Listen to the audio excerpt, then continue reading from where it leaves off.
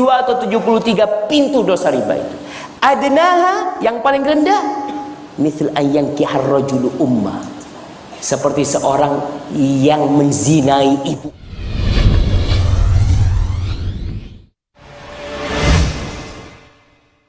Nahmaduhu wa nasta'inuhu wa nastaghfiruhu wa nastahdihi wa na'udzu billahi min shururi anfusina wa sayyiati a'malina.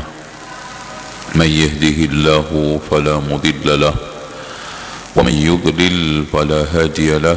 Asyhadu an la ilaha illallah wahdahu la syarika lahu wa anna Muhammadan abduhu wa rasuluh. Qala Allahu azza wa jalla: يا أيها الناس اتقوا ربكم الذي خلقكم من نفس واحدة وخلق منها زوجها وبث منهما رجالا كثيرا ونساء واتقوا الله الذي تساءلون به والأرحام إن الله كان عليكم رقيبا. وقال عز وجل: يا أيها الذين آمنوا اتقوا الله حق تقاته ولا تموتن إلا وأنتم مسلمون. وقال عز وجل: يا أيها الذين آمنوا اتقوا الله وقولوا قولا سديدا يصلح لكم أعمالكم ويغفر لكم ذنوبكم ومن يطع الله ورسوله فقد فاز فوزا عظيما.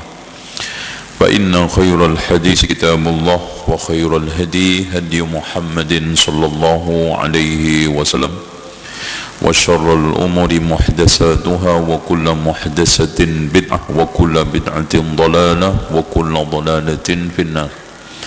Bapak-bapak bisa di sini nggak apa-apa, lumayan kepalanya kena TV ya, silakan sini biar saya tidak nyeramai keramik ya, kan gitu ya, ditutup. Kita kembali lagi mengupas akidah wasitiyah yang ditulis oleh Syekhul Islam Ahmad ibnu Abdul Halim ibnu Taimiyah. Qala al-musannif rahimahullahu ta'ala, penulis mengatakan: fala yunfuna anhu ma wasafa bihi nafsahu. Sebelumnya ahli sunnah bal yu'minuna, bahkan beriman, bi anna Allah subhanahu wa ta'ala laisa kamitslihi syai'un, enggak ada yang menandingi Allah ya.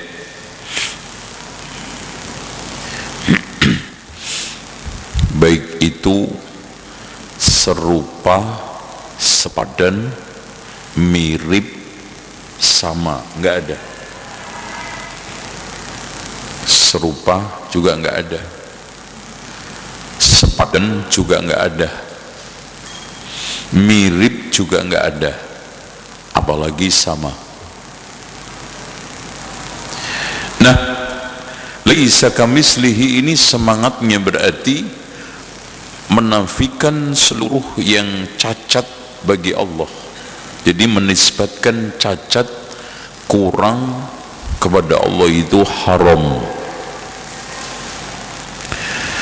Seperti yang dikatakan oleh orang Yahudi, innallaha faqirun wa nahnu aghnia, Allah itu miskin, kami yang kaya. Enggak boleh. Wa huwas samiul basir, Allah maha mendengar dan melihat. Berarti di sini semangatnya adalah isbat, menetapkan apa? Seluruh kesempurnaan hanya milik Allah. Dengan demikian ahli sunnah antara an-nafyu wal isbat, menafikan dan menetapkan, itu konteksnya menetapkan kesempurnaan, menafikan kekurangan dan cacat. Nggak boleh sebaliknya, kita nafikan kesempurnaan, kita tetapkan yang cacat. Nggak boleh. Makanya di sini keluar kaidah al-isbatu bila tamsil, menetapkan tanpa harus menyerupakan. Contoh, Allah itu punya tangan, tangannya seperti tangan fulan. Gak boleh. Itu namanya tamsil. Allah turun ke langit dunia seperti turunnya khotib dari mimbar. Itu namanya tamsil. Gak boleh, haram. Nah, yang kedua, keluar kaidah wa tanzihun bila ta'til, mensucikan, membersihkan dari Allah berbagai macam cacat tanpa menta'til, mengingkari yang ditetapkan Allah. Nah, dari situ sehingga Syekhul Islam Ibnu Taimiyah mengatakan fala yunfuna anhu ma wasafa bihi nafsah. Tidak boleh menafikan sesuatu yang Allah telah sifatkan untuk dirinya. Alasannya apa? Simple. Menafikan tanpa dalil akan menimbulkan masalah. Kenapa? Karena sebagaimana menetapkan nama dan sifat Allah harus dengan dalil, menafikan nama dan sifat Allah harus dengan apa? Dalil. Kalau menetapkan nama sifat Allah tanpa dalil, mengada-ada. Menafikan, bisa saja menafikan sesuatu yang wajib ada bagi diri Allah. Contoh, menetapkan dengan dalil Ar-Rahmanu 'alal arsy istawa, Allah bersemayam di atas arasy. Yanzilu Rabbuna, Allah turun ke langit dunia. Contoh, menafikan la ta'khudhuhu sinatun wala naum, Allah enggak tidur, enggak ngantuk. Sekarang pertanyaannya, menetapkan tanpa dalil Allah punya mata, oke, punya alis enggak? Nah, ini anak nanya, Mas, Allah kan ditetapkan dalam banyak ayat hadis Allah punya mata, iya enggak? Punya alis enggak? Nah, menetapkan dituntut dalil, menafikan juga dituntut dalil. Sehingga dalam hal ini para ulama tidak mengatakan iya dan tidak. Itu ahli sunnah. Sehingga di sini ada Imam Ahmad mengatakan, ya, la yusafullahu ta'ala illa bima wasafa bihi nafsahu fi kitabihi wa ma wasafa bihi rasuluhu fi sunnatihi wa la yutajawazul kitab wa sunnah. Tidak boleh mensifati Allah dengan satu sifat kecuali Allah sifatkan di dalam Al-Quran dan Rasul sifatkan di dalam hadis. Tidak boleh melampaui Al-Quran dan Sunnah. Itu contoh, wa ma ana bidhallamin lil abid, Allah tidak zalim, ya, Allah tidak zalim. Itu namanya menafikan sesuatu yang cacat, karena zalim itu cacat. Innallaha la yamal gimana Mas? Iya, yamalla apa yamallu? Innallaha la yamallu hatta tamallu. Allah enggak bosan sampai kamu sendiri yang bosan. Jadi Rasulullah menafikan sifat bosan. Makanya kalau ada orang yang menetapkan mungkin Tuhan mulai bosan, nah ini kita tuntut dalil. Dari mana Allah itu bosan sama kita? Sampai kita bosan, Allah nggak pernah bosan. Maksudnya dalam berzikir, berbuat baik. Dan apa yang ditetapkan oleh Rasulullah, tidak boleh kita melampaui Al-Quran dan Sunnah. Makanya dari salian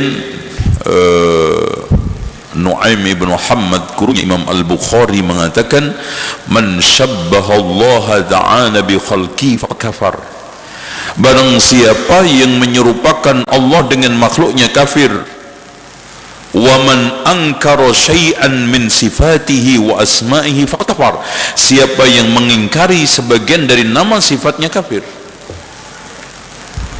Karena apa? Menetapkan nama dan sifat Allah bukan tasbih dan bukan tamsil, bukan menyerupakan dan menyamakan. Oke? Nah, oleh karena itu ahli sunnah wal jamaah di dalam isbat wan nafyu, menetapkan dan menafikan, mengukuhkan dan meniadakan, itu mengikuti Quran dan Sunnah. Apa yang ditetapkan oleh Al-Quran dan Sunnah kita tetapkan, yang dinafikan kita nafikan. Dalam hal lafad dan makna. Lafad, contoh istiwa. Istiwa itu ditetapkan di dalam Al-Quran 7 kali sama ayatnya. Makna irtafa'a wa'ala, tinggi dan mulia. Irtafa'a wa'ala, ya kan gitu. Dan ini mencakup sifat Allah yang dua. Sifat Allah itu ada dua. Nyambung nggak nih, Pak? Atau terlalu tinggi ini? Oke. Sifat Allah ada dua, sifat dzatiyah sama sifat fi'liyah. Oke. Bismillah. Jadi sifat Allah itu ada berapa? Ada dua. Sifatun dzatiyah, kaitannya dengan zat Allah. Seperti al-kalam, seperti as-sam', al-basar, al-ilm. Itu zat, artinya tidak bisa terpisah dari zat Allah. Itu dzatiyah. Dan dzatiyah ini terbagi menjadi dua, sifat dzatiyah maknawiyah, artinya sifat-sifat zat Allah yang maknanya bisa kita logikakan. Contoh, mendengar, ini bisa kan? Melihat, hidup, logis. Allah itu mandiri, nggak mungkin hidup, logis, kan gitu. Tapi yang kedua, khobariyah, itu nggak bisa kita logika, makanya kita tidak bisa takyif. Apa artinya? Kita hanya menetapkan itu hanya dasarnya khobar dari wahyu, makanya disebut apa? Khobariyah. Iya, paham? Khabar. Jadi kita tidak bisa merekayasa dengan logika kita. Contoh, Allah punya tangan, punya kuku nggak ya? Tangannya, jari-jarinya. Allah kan punya jari, iya nggak? Disebutkan nggak dalam hadis, Quran hadis? Ada. Inna quluba bani Adam baina uswa'ini min asabi'ir rahman yuqallibuha kaifa sya'. Hati anak Adam itu di antara dua jemari Allah. Pertanyaannya, punya kuku nggak? Nggak bisa kita mengatakan itu. Paham? Khabariyah. Allah punya mata, khabariyah. Tangan, khabariyah. Nah, sifat yang kedua adalah sifat fi'liyah, yaitu kaitannya dengan masyiah wal iradah, seluruh sifat yang memaknai kehendak dan perbuatan Allah. Itu Allah menciptakan. Berarti apa itu? Fi'liyah. Allah menurunkan dan menaikkan hamba. Nah, itu kan gitu. Qulillahumma malikal mulki tu'til mulka man tasha, memberi. Fi'liyah. Wa tanzi'ul mulka, menarik. Fi'liyah. Qulillahumma malikal mulki tu'til mulka man tasha wa tanzi'ul mulka mimman tasha wa tu'izzu man tasha wa tudillu man tasha. Itu namanya apa? Fi'liyah. Paham nggak ini? Paham, Mas? Jadi biar pelan-pelan biar connect, karena ini masalah akidah. Jadi gini loh Pak, maksudnya belajar akidah, kalau antum tahu Allah yang kita sembah seperti itu, sholat pun jadi khusyuk. Makanya inna lillahi tis'atan wa tis'ina isman man ahsaha dakhalal jannah. Menghitung nama dan sifat Allah dengan cara seperti ini, iman antum tambah. Lah kalau antum memahami nama sifat cuman wujud, kita, bako, nggak dapat apa-apa, habis ngelakuin ya sudah itu.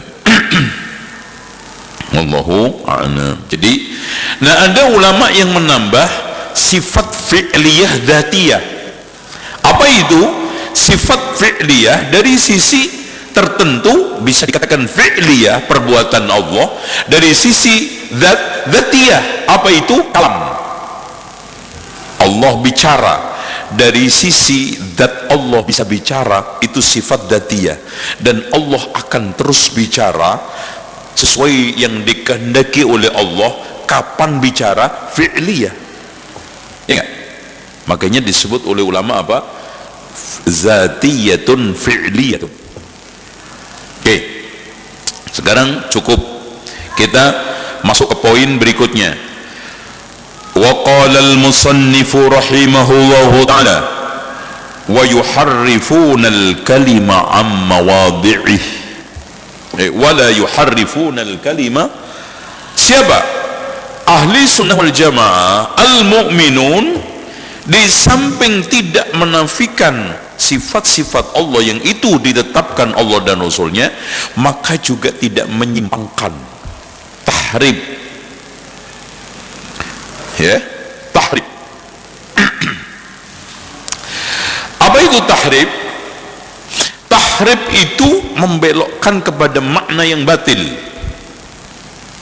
Contoh, tangan dibelokkan menjadi apa? Kekuatan.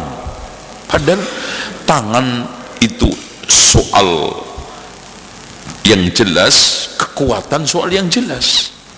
Kalau tangan itu kekuatan tangan, berarti kita bila haula wala quwata illa apa?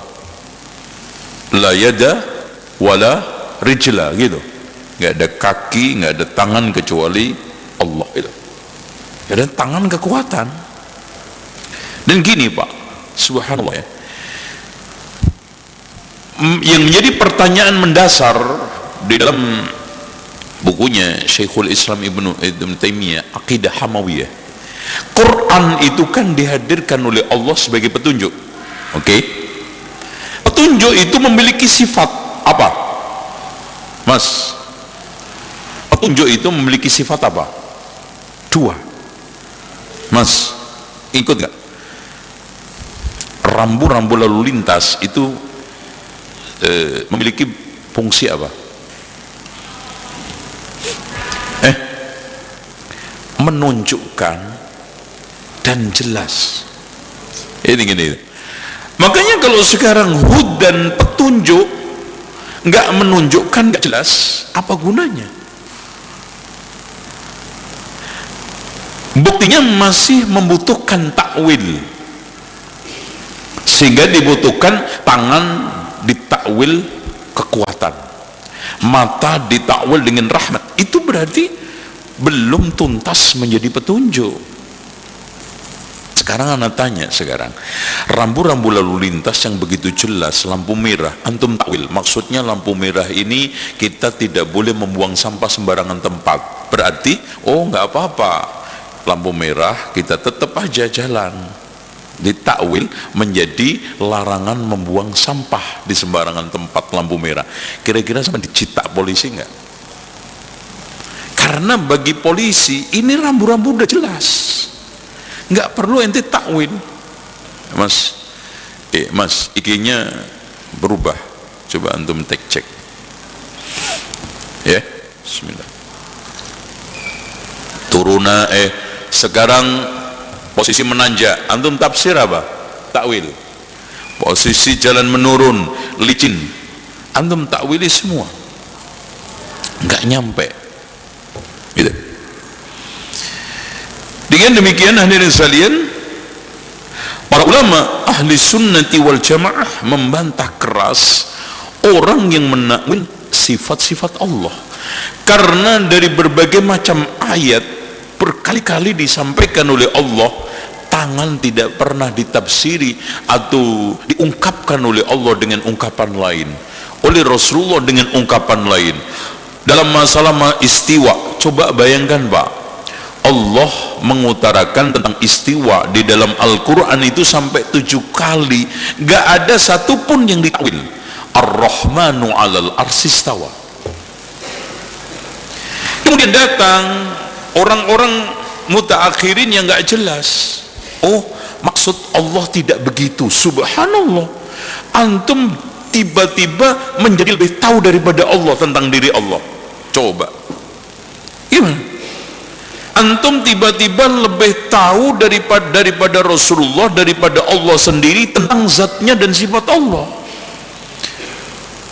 Kira-kira diterima nggak?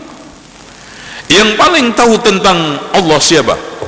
Ya Allah sendiri. Setelah itu siapa? Rasulullah.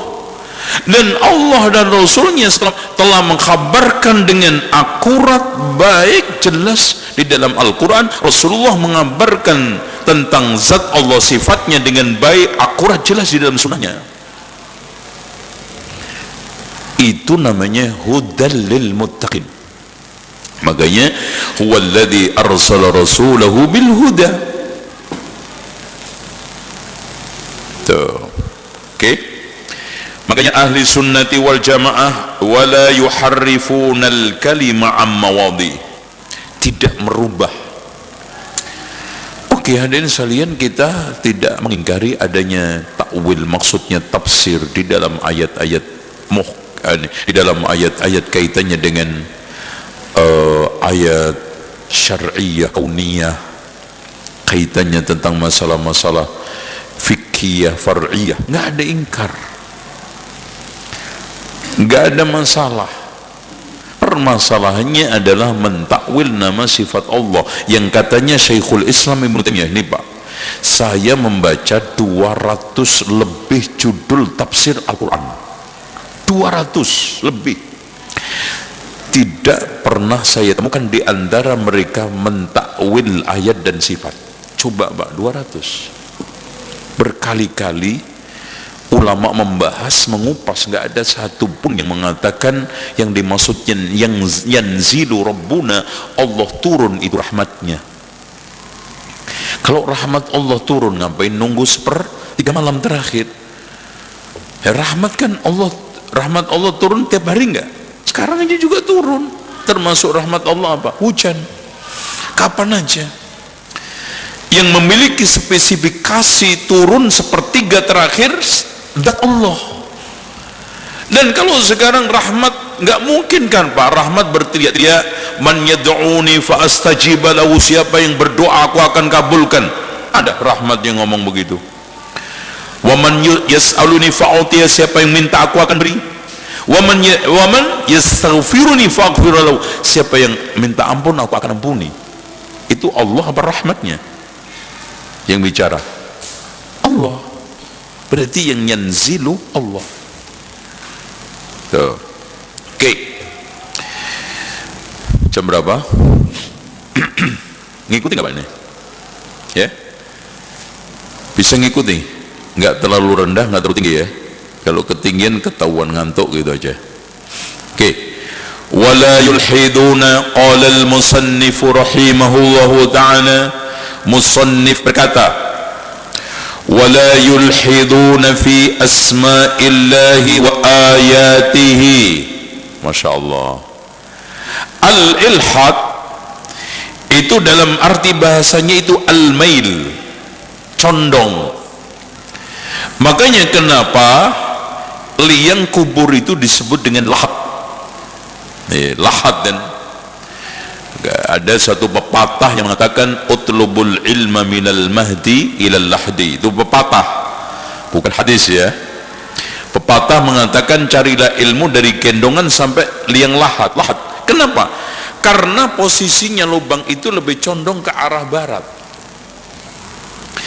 Makanya di sini disebut wayulhidun, karena mereka condong kepada kebatilan. Ya, condong kepada penyimpangan di dalam apa? Asma'illah, dalam nama-nama Allah, wa ayatihi, dan ayat-ayatnya. Makanya pembelokan, penyimpangan kepada kebatilan itu ada dua dalam asma dan ayat. Makanya Allah keduanya berfirman, antum lihat surat Al-An'am ayat 180. Berapa? 180. Dibuka. Punya Quran nggak? Hari gini antum punya HP nggak punya Quran, ngedownload aja, nggak usah beli. Ya. Walillahil asmaul husna fad'uhu biha wadharul ladzina yulhiduna fi asma'i sayujzawna ma kanu ya'malun. Walillahil asmaul husna. Makanya Pak, seluruh nama Allah itu nggak ada yang jelek, nggak ada yang negatif. Husna dari kalimat apa? Hasan. Husna, baik, mulia. Fad'uhu biha. Makanya asma Allah itu sangat bermanfaat untuk tawassul di dalam doa dan juga zikir. Makanya Pak, Bapak kalau lihat amati di dalam Al-Quran dan Sunnah, doa-doa yang diajarkan oleh Allah dan Rasulnya tidak ada yang lepas dari tawassul. Ya, nggak ada. Contoh,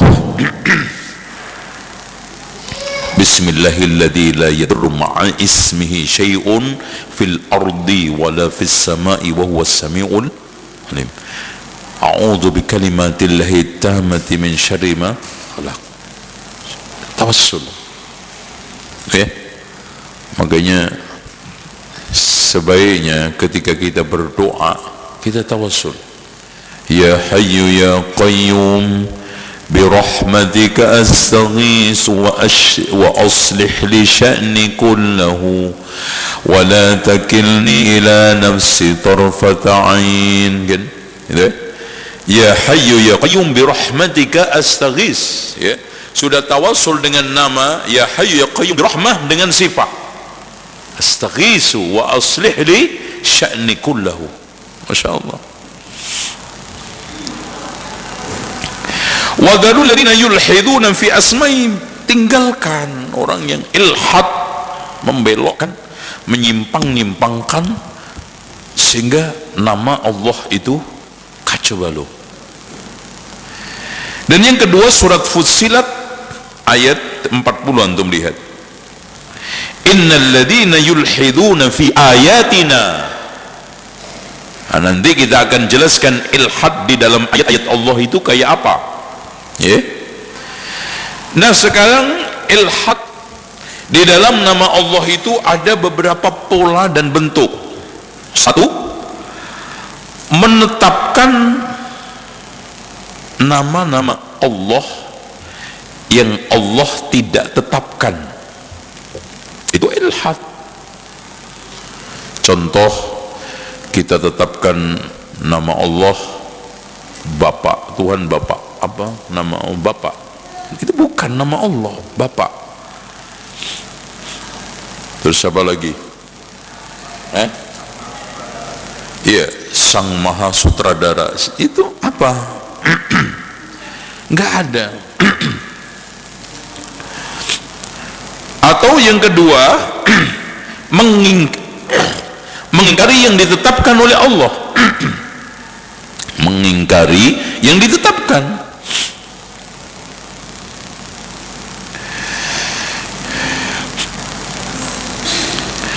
Atau memberi nama-nama patung dengan nama Allah, seperti orang-orang kufar Quraisy zaman jahiliyah dulu kan memberi nama patungnya Lata, dari nama Allah ilah.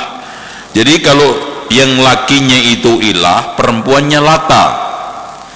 Uzza, lakinya Aziz, perempuannya Uzza. Jadi Uzza itu istrinya Allah yang Aziz. Manat dari kalimat manat. Ini ilhad. Atau mengingkari makna-makna yang ditunjukkan oleh asma wa sifat. Jadi gini Pak, setiap nama dan sifat itu pasti memiliki makna dan dalalah, yaitu suatu makna yang ditunjukkan oleh lafaz tersebut. Dan itu ada 3 kan ya, ada dalalatul mutabaqah, ada dalalatul apa tadamun, yang ketiga dalalatul iltizam. 3. Contoh gini Pak, anak kasih contoh visualisasi dulu, nanti kita arahkan kepada contoh asma wa sifat. Contoh, ketika antum menemukan kalimat rumah. Rumah, apa artinya rumah? Itu namanya mutabaqah, hunian. Terus tadamun, isinya apa? Ya ada kamar tidurnya, ya ada toiletnya, ya ada kamar tamunya. Itu namanya dalalatut tadamun, isinya rumah. Terus kemudian ada dalalatul iltizam, konsekuensinya rumah pasti ada yang bangun. Itu konsekuensi. Ada 1, 2 nama Allah kan? Kita ambil Ar-Rahman. Itu Ar-Rahman. Ar-Rahman menunjukkan apa? Zat yang maha rahmah. Tadamunnya apa? Ya Allah memberi rezeki kita. Konsekuensinya apa? Dari rahmat Allah. Isinya di situ Allah memiliki rahmat yang melimpah. Nah, iltizamnya, konsekuensinya, nggak mungkin kita hidup terlantar karena Allah maha rahman. Nggak mungkin kita sekarang ini usaha nggak dikasih hasil oleh Allah karena Allah itu ar-Rahman. Jadi konsekuensi dari nama itu namanya dalalatul apa? Iltizam. Paham? Dalalatul mutabaqah, dalalatul tadamun, dalalatul iltizam. Nah, ini kalau diingkari salah satunya, kita masuk ke dalam ilhad. Kita ingkari makna daripada Ar-Rahman, kandungan daripada Ar-Rahman, konsekuensi daripada Ar-Rahman kita ingkari, masuk ke dalam apa? Ilhad. Enggak boleh. Masuk ke dalam firman Allah, wadarul ladzina yulhiduna fi asma'ihi sayujzauna ma kanu ya'malun. Itu. Nah, makna ilhad yang terakhir itu adalah menyerupakan Allah dengan makhluk, makhluk dengan Allah. Jadi ini penyakitnya umat dari sejak dulu, mau non muslim mau di Islam, kalau menyerupakan khalik dengan makhluk itu dilakukan siapa Pak? Menyerupakan khalik dengan makhluk dilakukan siapa? Yahudi. Karena Allah itu dianggap seperti makhluk gitu loh. Allah miskin, Allah capek, itu kan makhluk. Nah, ternyata di kalangan Islam juga ada, yaitu siapa? Filsafat di mana Allah itu dianggap seperti makhluk. Ini menyimpang juga. Nah, ada yang kedua, menyerupakan makhluk dengan Khalik. Apa?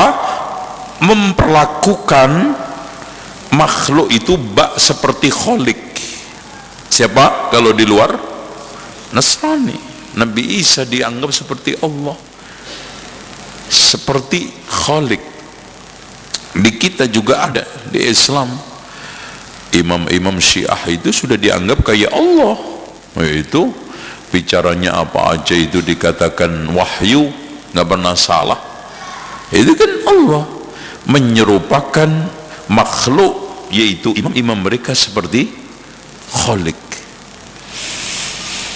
Coba bayangkan, saya tanya, wali-wali yang ada di dalam kuburan dianggap bisa memberi rezeki, siapa itu yang bisa memberi rezeki? Siapa? Allah. Ya kan? Coba bayangkan Pak, ketika hidup aja antum minta duit nggak pernah dikasih, giliran mati bisa ngasih kekayaan kan? Aneh nggak itu? Ya, pikiran logis kita, ketika dia masih hidup kita jadikan mak comblang untuk nyari jodoh aja nggak ketemu sampai 5 bulan. Ternyata setelah meninggal dunia bisa kita mintai cepet jodoh, dagangan laris. Ini kan artinya apa? Orang yang ada di kuburan itu dianggapnya seperti Khalik, bisa menjadi memberi rezeki, memberikan keselamatan dan yang lainnya. Ini termasuk ilhad, nggak boleh. Wadarul ladzina yulkhiduna fi asma'i. Nah, sekarang ilhad di dalam ayat-ayat Allah. Ayat Allah itu kan ada dua. Yang pertama ayat kauniyah, ada langit, bumi. Ilhadnya apa? Menyandarkan keberadaan semua ini kepada selain Allah. Ya. Langit, bumi, hujan, gelap, terang disandarkan kepada selain Allah. Itu ilhad. Ya. Kemudian ada sekalian, ilhad di dalam ayat-ayat syar'iyah itu ya tadi mentakwil dengan takwil batil. Diacak-acak artinya, diacak-acak maknanya. Dan ini sekarang muncul, Masya Allah, Al-Quran itu ditarik-tarik kemana aja sesuai dengan kehendaknya, seperti bak tong sampah yang terbuat dari karet itu ya Pak, bisa ditarik siapa aja, kemudian diisi apa aja sesuai dengan maunya. Orang liberal juga narik ayat ini, orang Syiah juga narik ayat ini. Makanya ahli sunnah buat panduan, tidak ada yang boleh menafsiri Al-Quran kecuali satu, tafsir Quran dengan Quran. Cari dulu penjelasannya Al-Quran itu dari Al-Quran, kan gitu. Contoh, kaum liberal kan sering memanfaatkan surat Al-Baqarah ayat 62 bahwa semua agama itu benar. Ya dah? Coba dibuka surat Al-Baqarah ayat 62. Ya.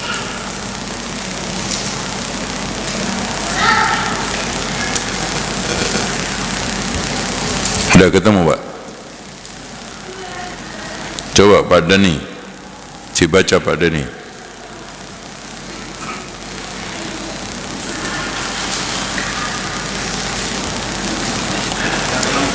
Iya, ayat 62. Ya, terserah antum. Sesungguhnya orang-orang yang beriman, orang-orang Yahudi, orang Nasrani dan orang Sabiin, siapa saja di antara mereka yang beriman kepada Allah dan hari akhir dan melakukan kebaikan, mereka mendapat pahala dari Tuhannya. Nah, jadi ayat ini secara zahir sementara orang Yahudi, Nasrani, Sabiin dapat pahala kebaikan. Iya, gimana Pak Dani? Iya enggak? Jadi innal ladzina amanu wal ladzina hadu wan nasara was-sabiin man amana billahi wal yawmil akhir wa amila salihan falahum ajruhum inda rabbihim. Yang penting mereka beriman Allah, hari akhir, dan amal soleh, dapat pahala. Jadi nggak usah sekarang mempersoalkan agama orang lain. Selesai, udah. Gimana? Jadi Yahudi itu benar, Kristen benar, Buddha Islam juga benar, udah selesai. Intinya jangan mempersoalkan agama orang lain. Gimana Pak? Udah selesai, nggak perlu dijelasin. Kalau kita ambil ayat ini saja, ya. Tapi kan Al-Quran itu satu dengan yang lainnya saling menjelaskan. Kalau enggak dijelasin sunnah, kalau enggak ijma' sahabat, kalau enggak tabi'in. Allah mengatakan di dalam surat Al-Ahzab, makana Muhammadun aba ahadim mirrijalikum walakin Rasulullah wa khataman nabiyyin. Artinya ayat yang ada di dalam surat Al-Baqarah itu benar.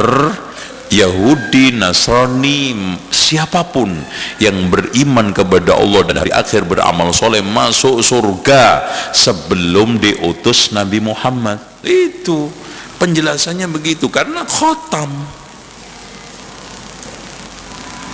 Apalagi kita ambil penjelasannya dari sunnah.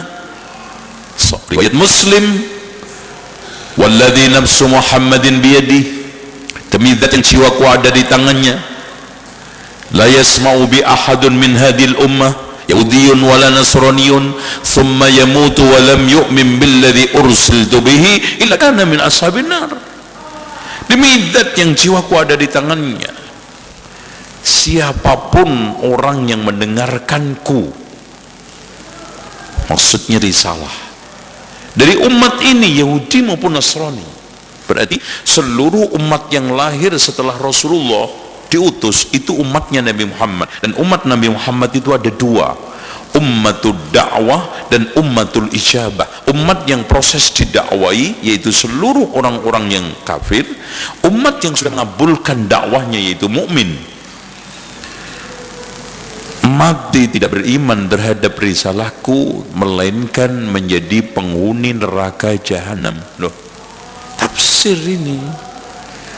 Jadi kita punya koridor, kita punya batasan, tidak liar, tidak seperti bak karet tong sampah, ditarik sono tarik sini, dibentuk sesuai dengan kemauan nafsu mereka, hancur. Kalau begitu Pak, semua orang punya dalil, termasuk zina ada dalilnya. Kemarin kan yang menghalalkan zina kan mengambil ayat milkul yamin, kan gitu. Milkul yamin itu adalah hubungan non merit. Berarti kita bisa arahkan kepada seluruh bentuk hubungan non merit di luar pernikahan, maka bisa dikiaskan dengan milkul yamin, budak. Loh kan hancur kan? Akhirnya hubungan di luar pernikahan meskipun bukan budak, halal. Setuju? Kok nggak ngomong sampean? Setuju nggak? Kalau setuju gue ketok nih. Setuju nggak? Auzubillah. Itu loh Pak.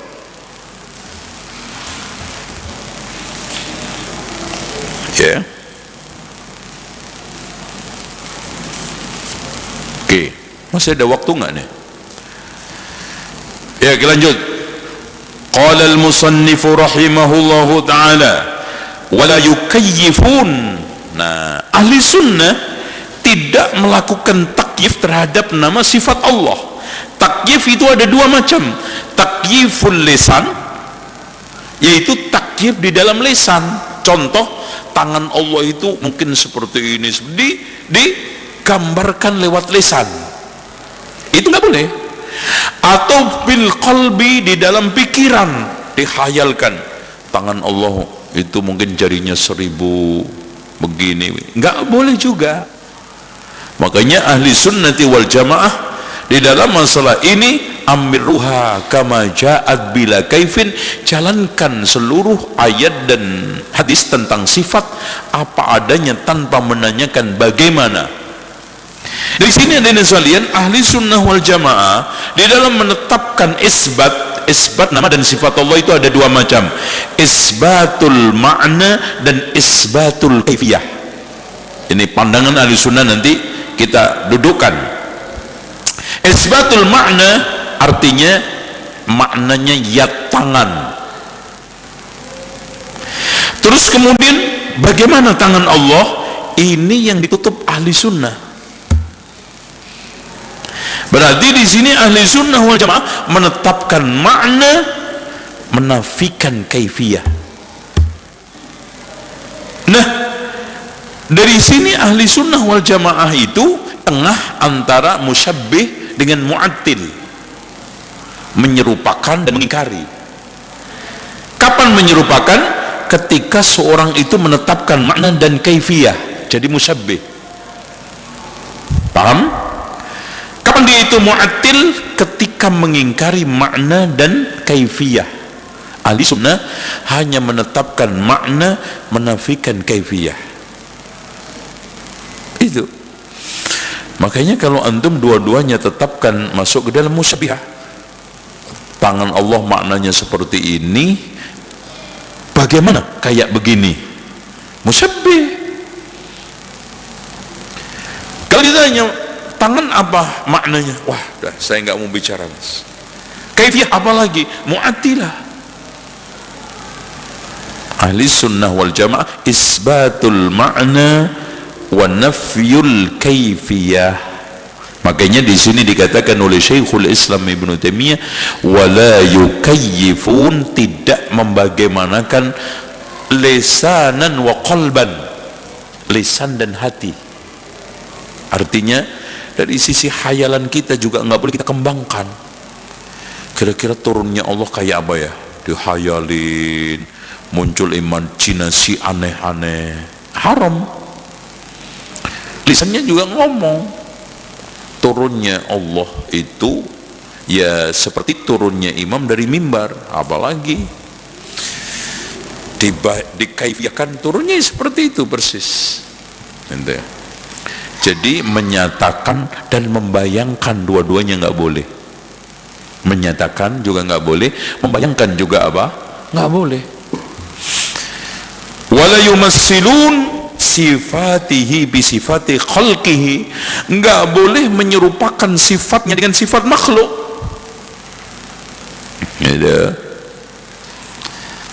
Ya, sifat Allah banyak yang tadi ma'nawiyah, khabariyah, nggak boleh kita serupakan dengan makhluk.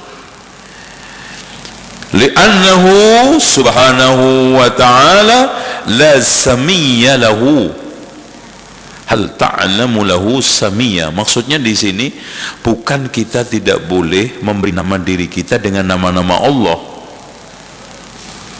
ya, karena ada sebagian nama Allah yang tidak boleh, ada sebagian yang boleh dipakai untuk makhluk. Seperti apa?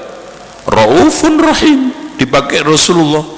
Laqad ja'akum rasulun min anfusikum azizun 'alaihi ma 'anittum harisun 'alaikum bil mu'minina raufur rahim. Siapa yang punya sifat itu? Allah, Rasulullah. Rasulullah raufur rahim.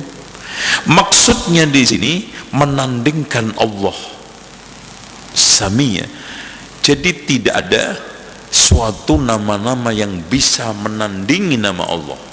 Itu maksudnya la samia lahu wala kuf'an wa lam yakul lahu kufuwan. Jadi kuf'un itu kalau kita bisa bahasakan dalam bahasa Indonesia itu, kuf'un itu serupa, nggak ada juga. Terus kemudian mislun, milik, nggak ada juga. Niddun, sepadan juga nggak ada. Sami sama, sami ya sama, nggak ada. Makanya sama itu berasal dari bahasa Arab, sama. Sami itu yang lebih persis itu bahasa Jawa, sami, kan gitu. La samiyya lahu wa la kuf'an lahu wa la kuf'a lahu wa la nidda lahu. Ya. Ini dalam menetapkan Allah. Makanya fala taj'alu lillahi andadan wa antum ta'lamun. Itu enggak boleh. Makanya Rasulullah pernah ditanya, ya Rasulullah, dosa besar yang paling besar itu apa? Rasulullah menjawab, anta ja'ala lillahi niddan wa huwa khalaqaka, kamu menjadikan tandingan-tandingan bersama Allah padahal yang menciptakan kamu Allah. Yang kedua, antaqtula waladaka makhafata ayyat'ama ma'aka, kamu membunuh anakmu takut memberi makan. Jadi takut miskin itu adalah kemiskinan iman. Mendingan mana? Miskin duit sama miskin iman? Caranya jangan takut. Yang keduanya adalah wa antuzani bi khalilati jarik, kamu berzina dengan istri tetanggamu. Itu berat. Kenapa ada pengkhususan itu? Karena zina dengan istri tetangga itu pengkhianatan, istri teman itu pengkhianatan. Makanya Rasulullah SAW mengatakan, inni anhaakum ma'aniz zina, saya melarang kalian dari zina. Wala antuzani bi ashrim ra'atin ahwanu indallahi ta'ala min antuzani bi khalilati jarik. Aku larang kamu berzina, tapi seandainya kamu berzina dengan 10 perempuan orang lain, itu lebih ringan di hadapan Allah ketimbang menzinai tetangga. Ini istri tetangga. Anak khianat, isa'atul jiran, menjelek, merusak hubungan ketetanggaan. Dan Rasulullah mengatakan, la yu'min, tidak beriman. Man? La. Ayo mas, ayo. Man la?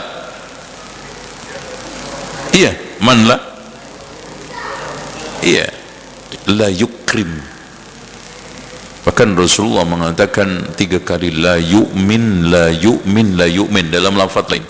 Man la ya'man jarahu bawa'iquhu, yang gangguannya tidak pernah mengamankan tetangganya, artinya ganggu terus. Itu dikatakan oleh Rasulullah, la yu'min, la yu'min, la yu'min. Dan tetangga itu katanya ulama, kalau enggak salah Al-Hasanul Basri, 40 itu tetangga kita. 40 rumah depan belakang, 40 rumah samping kanan kiri kita, itu tetangga. Makanya dari sini Pak, enggak mungkin orang Islam itu jadi teroris. Gimana? Ganggu berupa recorder, ya, ganggu berupa sampah, nggak boleh. Apalagi bom molotov.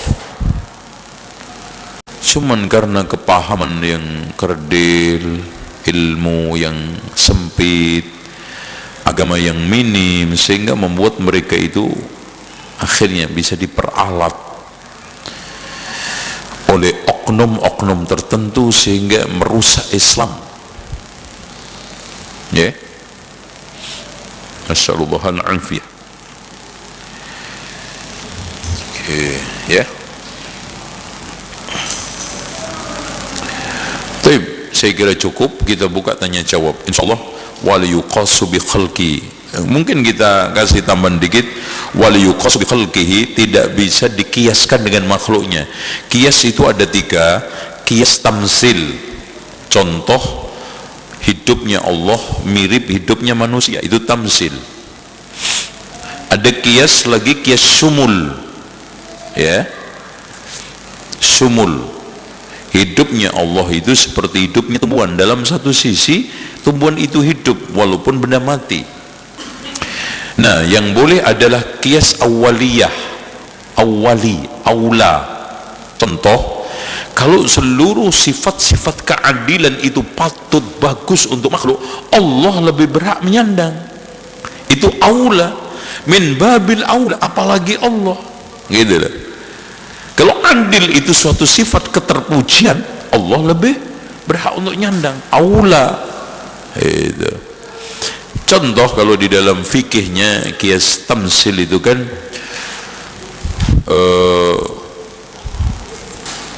brandy, ketan hitam itu dikiaskan kepada khamr, kan gitu.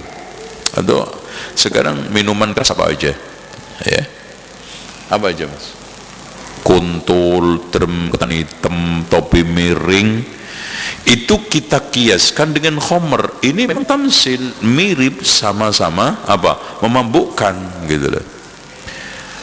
Kalau sumul itu begini, ketan hitam kita kiaskan dengan whisky. Memang dari sisi-sisi tertentu ini sama-sama minuman keras, tapi tidak seperti kita kiaskan khamr, memabukkan, kan gitu. Itu ya, Allahu a'lam. Wala yuqas bi khalqihi, Allah Subhanahu wa ta'ala tidak bisa dikiaskan dengan makhluknya. Wallahu a'lam. Besok pertemuan yang akan datang kita akan bahas kaitannya dengan fa innahu subhanahu wa ta'ala a'lam bi nafsihi. Ini Allah itu paling tahu terhadap dirinya, Masya Allah, wa bi ghairihi, dan kepada yang lainnya. Kalau ditanya siapa yang paling tahu makhluk sama khalik, Allah. Nah ini nanti kita bahas. Fadhal, mungkin ada yang tanya jawab.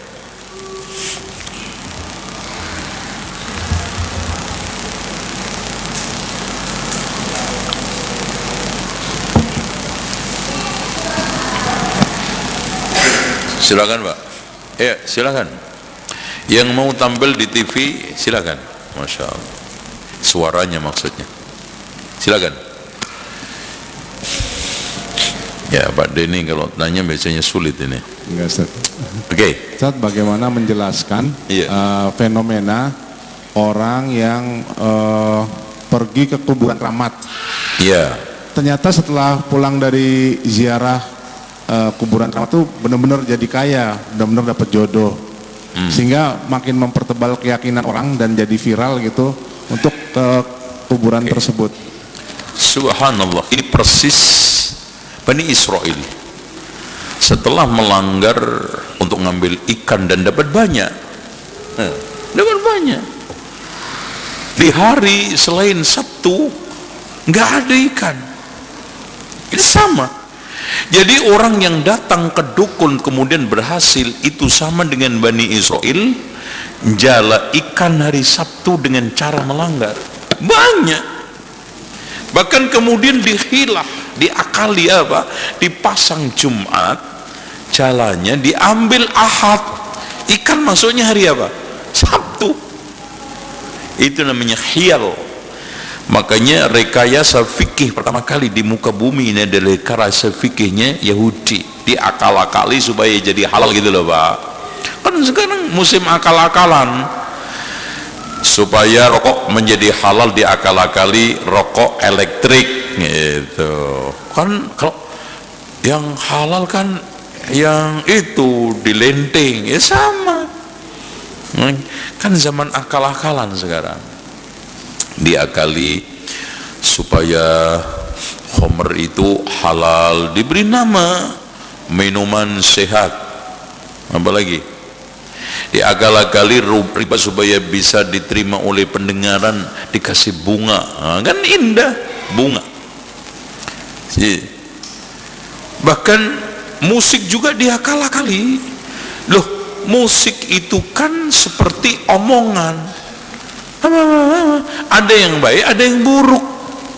Yang baik-baik, yang buruk-buruk, sama dengan musik, diakal-akali. Itu sehingga inti-intinya semua supaya bisa yang haram jadi halal. Contoh pacaran supaya halal diakal-akali apa? Silaturahmi. Kan gitu. Silaturahmi, belajar bersama, kan? Itu diakali. Nonton di gedung bioskop supaya halal diakal-akali, dibikin film yang kayak Islami. Padahal sampai hari ini belum ada yang saya temukan film Islami kecuali 2, sifat sholat Nabi sama penyelenggaraan jenazah. Tapi kalau disetel di gedung bioskop 21, siapa yang nonton? Saya tanya, se-Islami-Islaminya Pak, saya tanya antum, ketika ada peran suami istri, bener nggak itu istrinya? Yang peluk-pelukan, yang rangkul-rangkulan? Bukan. Nah, di sini, dan anehnya orang itu kalau sudah dibuka pintu, muka sendiri gitu loh. Dibuka pintu, boleh nonton gedung bioskop asalkan filmnya Islami. Akhirnya nggak Islami pun ditonton. Iya nggak? Iya. Dan yang lebih parah lagi begini, orang-orang yang mengeluarkan fatwa itu diberikan syarat-syarat yang secara syarat bagus, secara realita ujung-ujungnya begini loh Pak. Bapak, kamu boleh renang tapi jangan basah ya. Loh Yono, renang nggak basah. Yang nggak lupa sama Allah, dekatkan zikir terus kemudian menambah keimanan. Saya tanya di gedung bioskop, hari ini belum pernah masuk ke telinga saya ada orang mendapatkan hidayah di gedung bioskop, itu belum. Yang banyak itu saya dengar orang dapat hidayah itu dengan membaca Al-Quran, membaca ini apa namanya, sunnah, mengikuti ta'lim, itu hidayah. Tapi ya itu tadi hiyal itu. Wallahu a'lam. Ada lagi? Ya, silakan Pak. Bismillahirrahmanirrahim. Assalamualaikum warahmatullahi wabarakatuh. Terima kasih Ustaz. Ini aja mohon pencerahannya mengenai Allah bersamanya di aras gitu kan. Ya, karena bukan kita tahu bahwa Allah menciptakan aras, berarti Allah butuh aras gitu, dan Allah lebih besar dari aras. Jadi supaya tepat pemahaman kita, mohon pencerahannya. Terima kasih. Inilah yang disebut orang setiap musyabbih pasti mu'attil. Orang yang menyerupakan akhirnya mengingkari, orang yang mengingkari akhirnya berawal dari menyerupakan. Permasalahan kesesatan orang di dalam memahami asma sifat apa Pak? Simple. Ketika dia mengupas eksistensi Allah, langsung serta-merta pikirannya menuju pada eksistensi makhluk. Contoh, semayam berarti butuh aras, itu kan antum. Iya kan? Artinya ketika kita bicara duduk di atas kursi berarti kita butuh kursi. Itu siapa? Khaliq apa makhluk? Sifatnya siapa? Makhluk. Sifat Allah laisa kamitslihi. Itu jawabannya. Allah nggak akan seperti itu. Itu contoh gini kan, yang tadi jawabannya Allah maha mendengar, punya nggak daun telinga? Orang ngeyel tetap, masa sih mas mendengar nggak pakai daun telinga? Ya itu kamu, kan gitu. Allah enggak, itu makhluk loh gitu loh. Jawabannya laisa kamitslihi syai'un wa huwas sami'ul basir. Ya itu, jadi permasalahan terus gitu.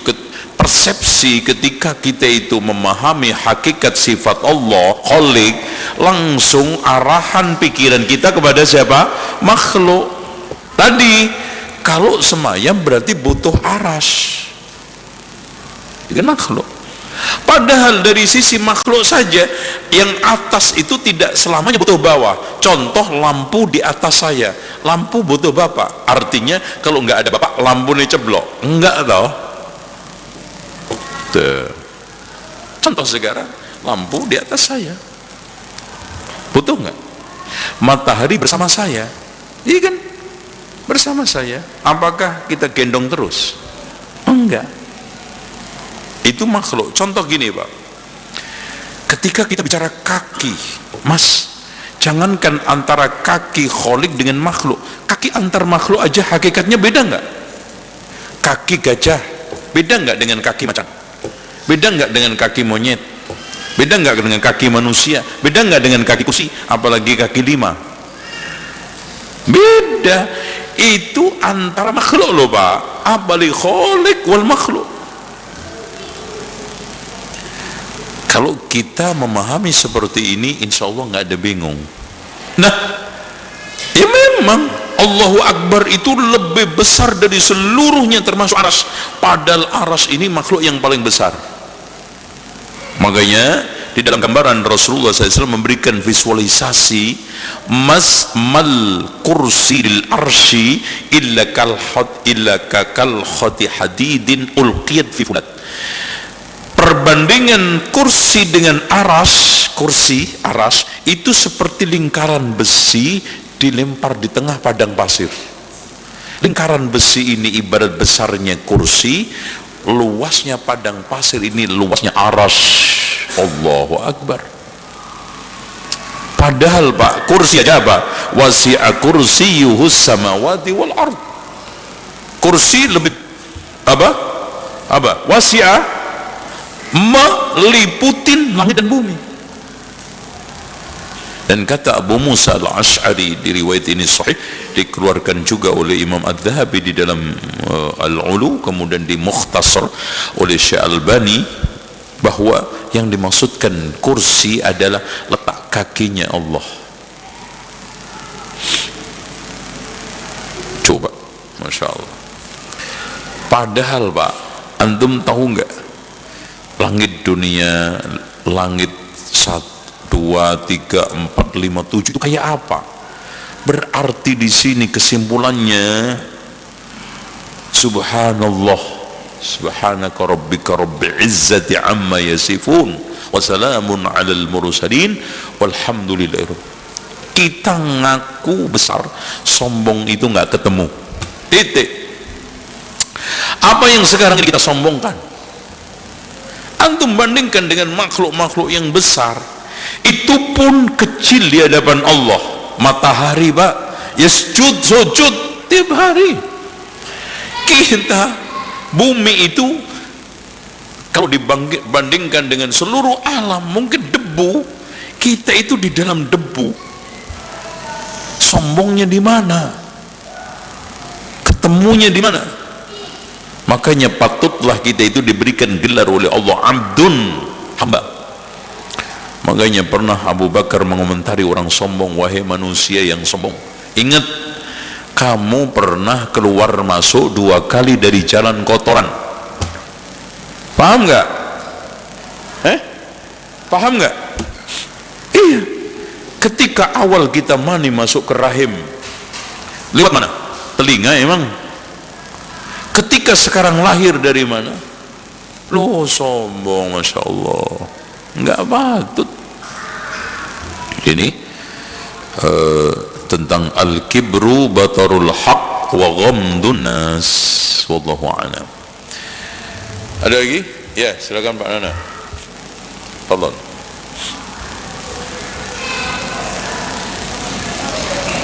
Ya. Assalamualaikum warahmatullahi wabarakatuh. Waalaikumsalam warahmatullahi wabarakatuh. Secara hukum, orang yang menakwil ayat-ayat Allah seperti ayat Ar-Rahmanu 'alal arsy istawa, jadi istaula, apakah secara hukum orang itu hilang imannya atau hilang kesempurnaan imannya, Ustaz? Hadirin sekalian, para ulama rata-rata mengomentari bahwa mentakwil asma wa sifah itu tidak menyebabkan serta-merta keluar dari Islam. Makanya firqah-firqah yang sesat akibat dari takwil asma wa sifat itu tidak ada yang dikeluarkan dari Islam, bahkan masih termasuk firaq al-islamiyah. Meskipun Imam Ibnu Mubarak mengeluarkan Jahmiyah dari firqah Islam, tapi sebagian besar ulama memasukkan Jahmiyah itu termasuk firqah Islam, padahal sudah melakukan berbagai macam ta'wil, jabr al-irja, wallahu a'lam. Tapi bisa menyebabkan dia itu kufur, keluar dari Islam gitu, pintu. Makanya tadi Nu'aim bin Hamad mengatakan, man syabbaha Allah ta'ala bi khalqi faqad kafar. Siapa yang menyerupakan Allah dengan makhluknya kafir. Wa man ankara syai'an min sifatillah fahuwa kafir. Siapa yang mengingkari sebagian daripada sifat Allah maka kafir. Gitu. Dan Pak, antum untuk mengklirkan semua itu, termasuk puncaknya adalah istiwa, dan juga semua nama ini sifat-sifat Allah, antum baca surat Al-Hadid ayat 4. Itu penjelasan paling lengkap hakikat nama dan sifat Allah, bagaimana kita di dalam cara memahami sifat Allah. Ya, wallahu a'lam. Ada lagi? Ya, oke, silakan. Membaca Al-Quran haruskah atau tidak membaca Shadaqallahul Azim, Ustaz? Hadirin sekalian, kini kalau membaca Al-Quran itu ibadah, oke? Ibadah tekstual, maka seluruh pernak-perniknya itu harus berdasarkan dalil. Contoh gini, menambah mengurangi itu tidak serta-merta baik. Contoh, azan antum tambahi asyhadu an la ilaha illallah ta'ala, boleh. Asyhadu anna Muhammad Rasulullah sallallahu alaihi wasallam, boleh? Enggak boleh, karena Rasulullah tidak pernah mengajarkan tek azan seperti itu. Sama juga Rasulullah tidak pernah berkali-kali, Pak, Masya Allah, coba bayangkan, Rasulullah berkali-kali baca Al-Quran, ribuan kali, sama Jibril aja tiap tahun, akhir hayatnya 2 tahun sekali. Tidak pernah kita menemukan penukilan Rasulullah mengatakan Shadaqallah. Sahabat juga begitu, Abu Bakar, Umar, Utsman, Ali. Masa kalau mengawali Al-Quran ada redaksi teks dalil, gimana? Fa idza qara'tal Qur'ana fasta'id, jika kamu ingin membaca Al-Quran berta'awudlah. Lah, mengawali bacaan dengan ta'awud, teks jelas. Kenapa mengakhiri kita kasih sedekah tidak ada dalilnya? Ini suatu keajaiban. Oleh karena itu, kalau kita itu beramal sesuai dengan dalil, ya udah, kita awali a'udzu billahi minasyaitonir rajim, udah selesai. Lah, soal masalah sedekah, Pak, kita tidak ingkari wa tammat kalimatu rabbika sidqan wa adla, cuman menjadi suatu redaksi ibadah, kita jadikan sebagai ibadah. Setelah membaca Al-Quran kita mengucapkan sedekah itu utama ibadah, butuh dalil. Sementara tidak ada dalilnya di dalam Al-Quran dan Sunnah, maka kita stop. Itu konsep, itu resep, itu prinsip ibadah. Contoh tadi, asyhadu an la ilaha illallah ta'ala, boleh. Padahal di luar azan boleh enggak mengucapkan Allah Ta'ala? Boleh. Di luar azan boleh enggak mengucapkan Muhammad sallallahu alaihi wasallam? Boleh. Kenapa azan enggak boleh? Karena ibadah harus sesuai dengan petunjuk dalil. Begitu juga nanti merentet kepada seluruh teks ibadah. Contoh, sholawat di dalam sholat pakai Sayyidina enggak? Itu jawabannya sama. Kita bukan melarang orang mengucapkan Sayyidina, cuman redaksi teks yang ditunjukkan di dalam membaca solat ada nggak Sayyidina? Nggak ada satupun. Itu sama juga dengan Pak, jangankan gitu ya, orang yang adzan pakai wa asyhadu anna Muhammadar Rasulullah dinyatakan oleh ulama sepakat salah, karena tidak ada satu riwayat pun yang memberi tambahan wa. Cek, masalah yang benar asyhadu an la ilaha illallah, asyhadu anna Muhammadar Rasulullah, wa asyhadu anna Muhammadar Rasulullah, salah. Paham? Tuh, penting, ini ibadah. Ada lagi? Satu ya, kayaknya sudah putus asa. Oh ya, silakan. Ya, bismillah. Tentang tamsil atau tasbih, Ustaz. Tadi tasbih kan dibagi menjadi dua, seperti itu, Ustaz. Tapi dalam Syekh Abdul Aziz bin Bas ini berkata bahwasannya ada satu lagi, yaitu menyerupakan Allah dengan ma'dumat, yaitu sesuatu yang tidak ada, mustahil, tidak sempurna, dan benda mati. Di sini diterangkan bahwasannya pemaham penganut ini adalah paham Jahmiyah dan Mu'tazilah. Boleh penganutnya adalah pemaham Jahmiyah dan Mu'tazilah apa? Ya, apakah yang boleh menyamakan Allah dengan ma'dumat? Apa? Ya. Oke. Apakah bisa dijelaskan penyimpangan Jahmiyah tersebut? Hadirin sekalian, Jahmiyah itu memiliki akidah tentang asma wa sifat paling nyeleneh, berpusat pada kesesatan tiga yang dia miliki, dan ini menjadi sumber kesesatan seluruh firqah, yaitu tiga apa? Al-Jabr. Penggulir pertama Jabriyah itu Jahm bin Safwan. Jahmiyah, Jabriyah, manusia itu diatur oleh takdir, ngikut takdir, nggak bisa menolak arah takdir. Yang kedua, al-irja, pemikiran murji'ah. Yang ketiganya ta'til. Yang aneh, dia akhirnya menyamakan sesuatu dengan yang ma'dumat, sesuatu yang nggak ada. Contoh, Allah itu disifati akhirnya apa? Allah itu nggak boleh dikatakan ada, bahkan antara ada dan tidak ada. Jadi kita bilang ada juga nggak boleh, tidak ada juga nggak boleh.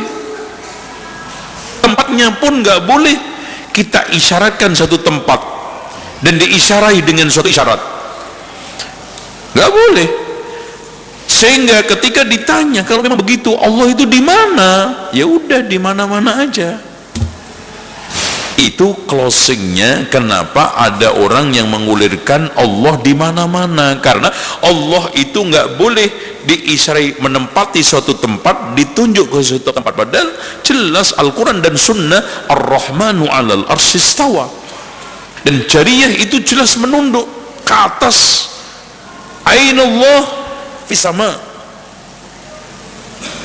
Itu waman ana, siapa saya? Rasulullah. I'tikha fa innaha mu'minatun, merdekakan dia itu beriman.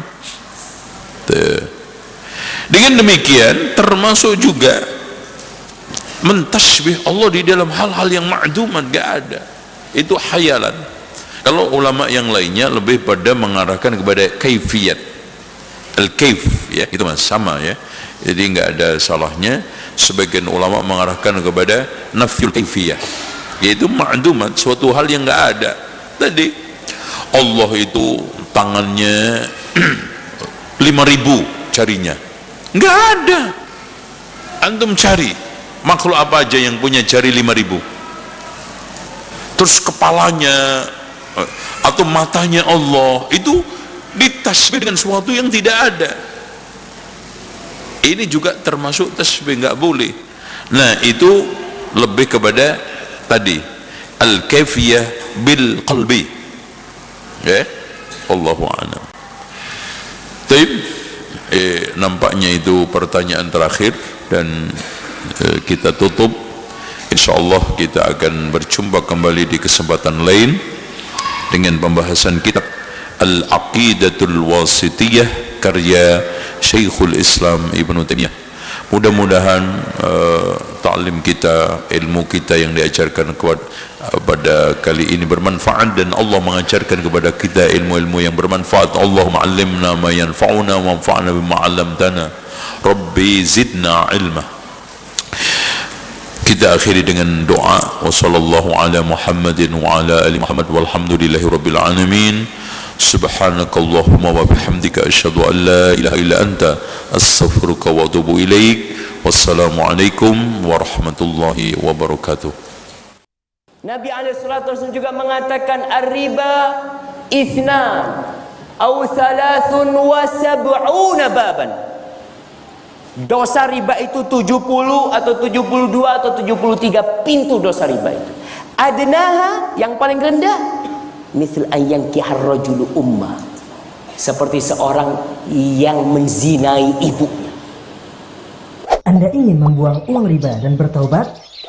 Salurkan untuk fakir miskin melalui Baitul Mal Rabbani dengan cara transfer ke rekening BNI Syariah 0388 008 009. Untuk konfirmasi atau info selengkapnya hubungi 0813 2969 5359. Bersihkanlah diri dari riba dan gapailah ridhonya.